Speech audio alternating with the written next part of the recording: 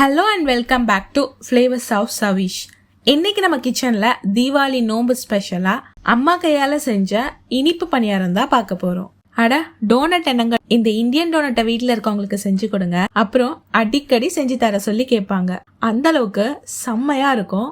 வாங்க லெட் சமையல் டுகெதர். இது செய்யறதுக்கு ஃபர்ஸ்ட் 1 கிலோ அரிசி எடுத்துக்கலாம். அரிசி உங்க விருப்பத்துக்கு ஏத்த மாதிரி பச்சரிசியும் எடுத்துக்கலாம், இல்லைன்னா இட்லி அரிசியும் எடுத்துக்கலாம். எடுத்து வச்சிருக்க அரிசியை நல்லா முரத்துல புடைச்சிட்டு ஒரு பாத்திரத்துல மாத்தி இது கூடவே 1 கிளாஸ் உளுந்து போட்டு தண்ணி ஊத்தி ஒரு 2 மணி நேரம் நல்லா ஊற வச்சிடலாம். இப்போ இந்த அளவுக்கு நல்லா ஊறிடுச்சு.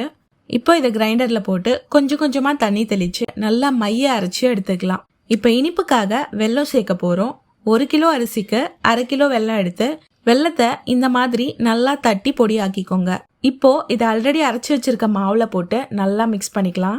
வெல்லம் நல்லா மாவோட மிக்ஸ் ஆனதுக்கு அப்புறம் மாவோட கன்சிஸ்டன்சி இந்த மாதிரி தான் இருக்கும். அவ்வளோதாங்க, பணியாரம் சுடுறதுக்கு மாவை ரெடி பண்ணியாச்சு. நாங்கள் பணியாரத்துக்கு பல வருஷமா இந்த கல் தான் யூஸ் பண்றோம்.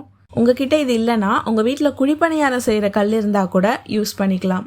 இப்போ இந்த கல்லை ஸ்டவ்ல வச்சு நல்லா ஹீட் ஆனதும் ஒரு 50 ml நெய்யை தாராளமாக ஊற்றிக்கோங்க.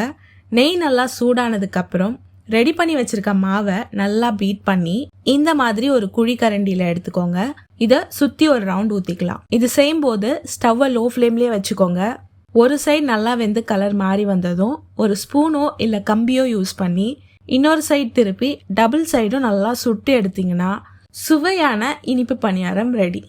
வெல்லம் போட்டு செய்யறதுனால வெள்ளை பணியாரம்னு சொல்வோம். இப்ப இருக்க சுட்டீஸ் குட்டீஸ்க்கு பார்க்கறதுக்கு டோனட் மாதிரியே இருக்கும். டேஸ்ட்டும் சாப்பிட்டே இருக்கணும் போல இருக்குங்க. இது ஒன்னொன்னா சுட்டெடுக்கும் போது நெய் குறையும் போது மட்டும் கொஞ்சமா ஊத்தி சுட்டு எடுத்துக்கலாம். இந்த பாரம்பரியம் மாறாத இனிப்பு பணியாரத்தை நீங்களும் கண்டிப்பா ட்ரை பண்ணி பார்த்துட்டு எப்படி இருந்துச்சுன்னு கமெண்ட்ஸ்ல சொல்லுங்க.